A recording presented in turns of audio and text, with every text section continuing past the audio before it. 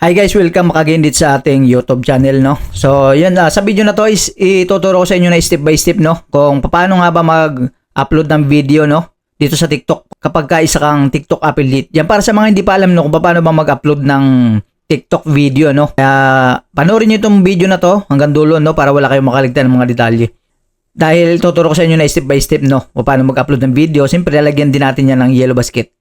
Yung video na yon is yung mayroong product, siyempre, no? Nalalagyan natin ng yellow basket. So, yun. Huwag natin patagalin pa, no?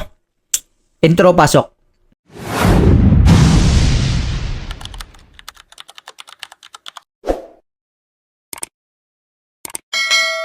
Siyempre, una natin gagawin, punta tayo sa ating TikTok application.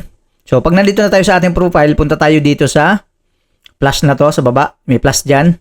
Click natin yan. Then, kunin natin yung video na na-edit na natin. Okay. Bro, nakita mo na ba tong kalawang? Grabe, parang kinakain na yung... Nakita mo na ba tong kalawang? Grabe. Or pwede naman kahit hindi rin.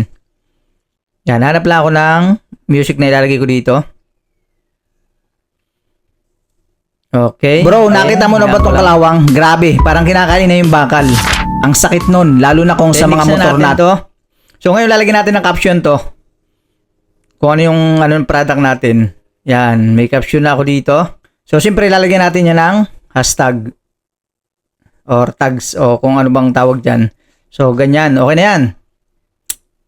Hanggang ano lang yung tags natin dito or hashtag is hanggang 5 lang yan. So, yun sa akin, 4 lang yung nilagay ko.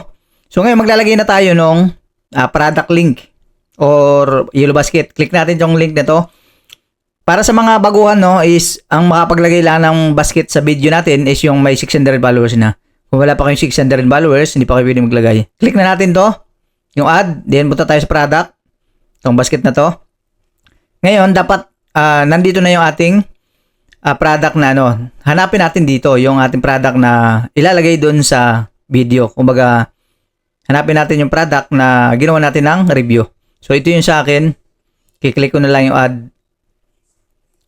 So, once na-click na natin yung add, ito yung lalabas. Pwede nyo palitan tong product name. Pwede namang hindi. O, halimbawa, hindi na natin papalitan. Click na natin yung add. Okay, nandun na yun sa ating video. Yan o. So, ngayon, click natin yung edit cover. Edit natin yung cover niya, yung pinaka thumbnail niya. Yan, pwede kayong pumili dito guys ng thumbnail lang gusto nyong gamitin. Yan o, yan, nasa baba na yan. Or pwede kayong gumawa sa Canva ng thumbnail na gusto nyo ilagay. So, yun sa akin, para makita nyo, para tutorial lang naman yan, itong aking gagamitin. Yan, then pipili tayo dito kung alin yung kita yung product. Hanap tayo ng kita yung product. Yan. Parang mas okay yun kasi kita yung product. Yan. So, okay yan. Then, click natin to. Gawa lang natin ng kung ano yung gusto mong ilagay na thumbnail. So, once na lagay nyo na yung pinakang thumbnail niyo, click nyo lang yung done. Then, lagay nyo kung saan mo gusto ilagay. Doon sa gitna, sa taas, or halimbawa, ganyan lang. Okay na yan sa akin. Then, ang gagawin na natin, kiklik na natin yung save. Save na natin to. Ayusin ko lang ng konti. Yan, depende sa inyo kung saan nyo ilalagay. Then, kiklik na yung save. Okay. Then, i-upload na natin to guys. I-click na natin yung yung post. Click na natin yung post. Ay, ang ganda. Okay, hanapin natin doon sa ating profile. Ito na siya. Ito na siya guys. Ayan di ba? So, antayin lang natin siyang mag-upload, no? So, click natin yung video. Bro, nakita mo na ba tong kalawang? Grabe, parang kinakain na yung bakal. Ito na. Ang sakit nun, lalo na kung sa mga motor natin, sa bike o gamit sa bahay. Yung tipong bago pa lang, pero dahil sa kalawang, parang 10 years old na. Ang ending, sayang pira, sayang ang gamit. Pero buti na lang, nakahanap ako dito sa TikTok. Pag may yellow basket yung ating video. Diba? Napakadali lang. Ganun lang guys. Ganun lang mag-upload ng video dito sa TikTok pagka isa kang TikTok affiliate. So yun lang naman guys, no? At sa mga nahihirapan pa or may katanungan dyan kung paano ba mag-TikTok affiliate, mag-comment lang kayo guys sa comment section natin. Sasagutin natin yan. Gagawin natin ng mga video, no? Para kung halimbawa kung sino yung mga katanungan dyan is magawa natin agad ng video or sasagutin natin yan para sa mga gustong mag-TikTok affiliate at kumita na rin dito.